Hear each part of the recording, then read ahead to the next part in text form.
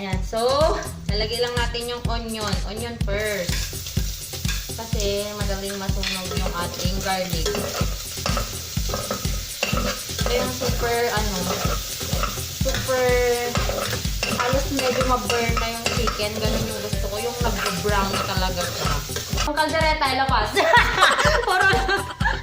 Puro leftover. Leftover yung sa birthday ni Nana kahapon.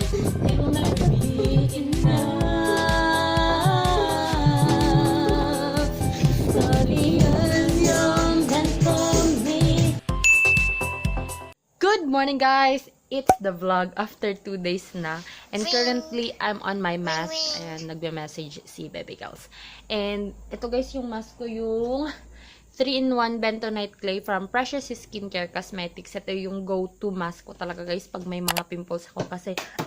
Kasi sunod-sunod yung night shift ko ngayon. So, eto. May malaki akong pimple dyan, tapos may tumutubo dito, meron din dito, meron din dyan.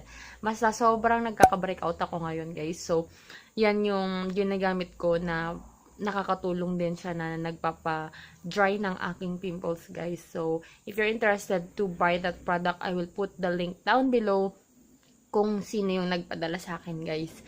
Pinifigure out ko pa, guys, kung ano yung nagkakos ng breakout ko kasi sobrang nagkaka-breakout talaga ako. Kala ko yung menstruation ko lang, which is, patapos na yung menstruation ko. Actually, tapos na siya. Kaya nag-dry na din yung mga pimples ko na dumating or na lumabas before menstruation ko. Pero, meron ulit akong tumubo na pimple. Siguro dahil dun sa pag na night shift ko. At saka, sa pagpupuyat ko na rin kahit hindi ako night shift. I am currently editing my resume, guys, kasi kailangan kong isend sa isang, basta, ganon. And kagabi kasi, wala akong magawa. Trinay ko lang na, wait lang, dito nagpo-focus, ayan. Trinay ko lang, guys, na mag-post sa workabroad.ph. Grabe. Grabe pala, totoo pala yun. Kasi sabi ng friend ko kasi, si Rain, di ba napapanood nyo siya dito sa vlog? Sabi niya, daw, parang 3 or 5 na daw kasi yung tumawag sa kanya. Pag kinabukasan, after niya mag-post ng, ng resume niya. Tapos, yun, sabi ko, makapag-post nga rin. Hindi ko naman in-expect na ganun ang bulk ng tawag. And hindi ko alam kung anong meron sa, sa resume ko. Mga na guys, less than 20 na yung tumawag. Tapos may mga emails pa akong sinasagot. So, nakakatawa lang. Na nakakatuwa. Medyo mahirap siya, besh. Kasi galing akong night shift. Wala pa akong tulog. 12:23 PM na. So, kumusta naman tayo? Kaya, ayan, nagpa-party ang mga pimples natin. Hey everyone! It's the continuation of the previous vlog. And we are currently cooking. We're gonna cook, ang tawag nito? Lagyan natin, Erin? Miki! Yes, the Ilocano Miki. Lagi na lang akong nag-feature ng mga Ilocano dish. So, currently, ginigisa ko na yung ating chicken. Ayan po yung ating chicken. And then, maglalagay na tayo ng ating mga kasangkapan. Kasangkapan talaga. Ayan, meron tayong garlic, and then onion. And then, ito guys, yung ating cream of chicken. Ito man na rin. Ay, cream of chicken, hindi pala. Tama. Cream of chicken para sa soup. And then, ito yung pangsasabaw natin para mas malasa, para kahit hindi na tayo magtimpla ng patis, ganun. Ayan, so, lalagay lang natin yung onion. Onion first. Kasi, madaling masunog yung ating garlic. Ito yung super, super, halos medyo ma-burn na yung chicken. Ganun yung gusto ko. Yung nag-brown na talaga siya. Ganun yung gusto ko. Kasi mas lumabas yung lasa ng chicken. Pag ganun.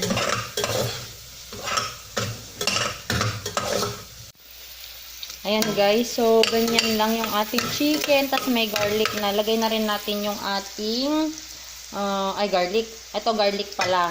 Hindi pa pala yun yung garlic. Onion pala yun. Ayan. Kasi gigisa lang natin siya na hindi ko na makita. Ayun. Gigisa lang natin to ng konti. Darating kasi si Dana. So, ito yung ipapakain natin kay Dana. May ni Dana. May kanin na ba tayo? Hindi na ako magkakanin. Ha? Meron na. Yung kaldereta ilabas.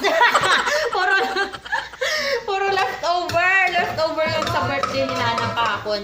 Actually, di ba, ano na, ilang araw na yung nakalipas bago ko kinuntinyo tong vlog na to. Kasi, galing akong Ilocos. Ilawin din.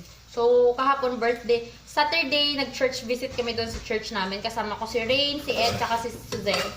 Tapos si Jonah, di ba? Kilala nyo naman si Jonah tsaka si Rain. Nakikita nyo na sila. Tapos, Sunday, birthday ni Lola ko. Kaya doon kami sa bahay. So, napurga kami ng karnes. Kaya sabi ko, kailangan ding medyo maghinay-hinay sa pagkain.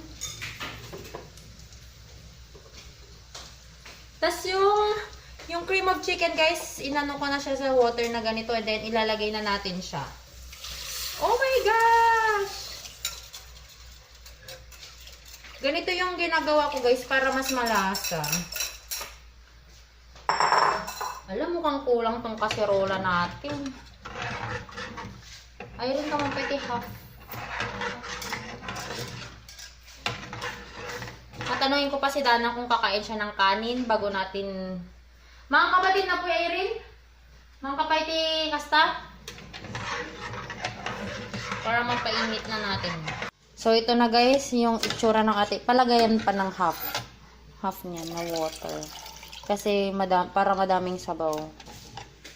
Sa Ilocos actually nilalagyan nila ng atsuete, ganun para yellow talaga siya. Pero dahil gusto ko yung malasang-malasa talaga. Eto. Tsaka malat na din kasi yung noodles niya, kaya ayoko nang maglagay pa ng patis. Mamaya na lang pag matabang siya, lalagyan ko na lang ng asin. Lipat natin guys kasi masyadong maliit tong kaserola. So, excuse me, Nancy. Lipat natin sa mas malaki kasi yung noodles, pag naluto kasi siya, dadami. So, di kaya.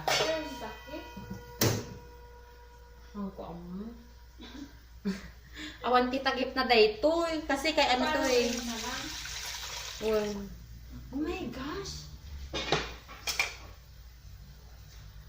Guys, kailangan nyo talaga siyang i-mix thoroughly kasi namumuo yung yung cream of chicken. So, mas gusto kong pang-mix ng ganito is the whisk. Ayan, may namuo pa oh. Can you see that? Ayan.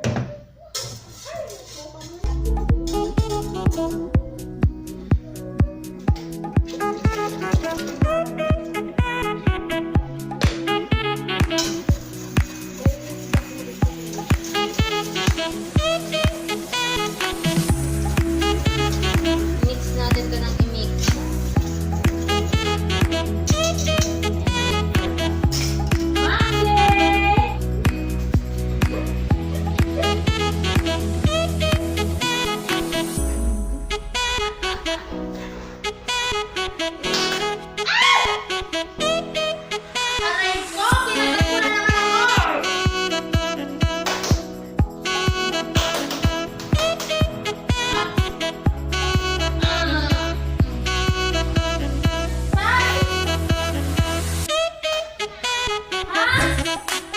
Dito na si Dana!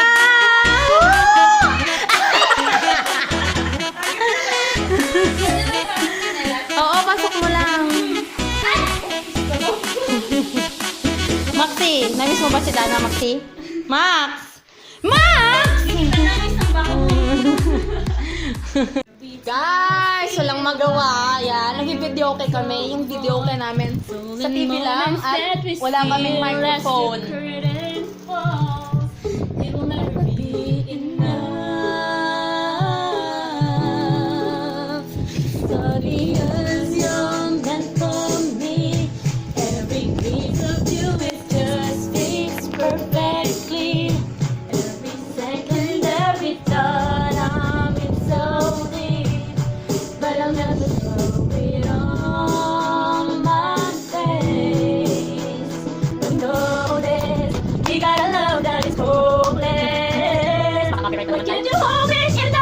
Why can't I kiss you on the dance floor?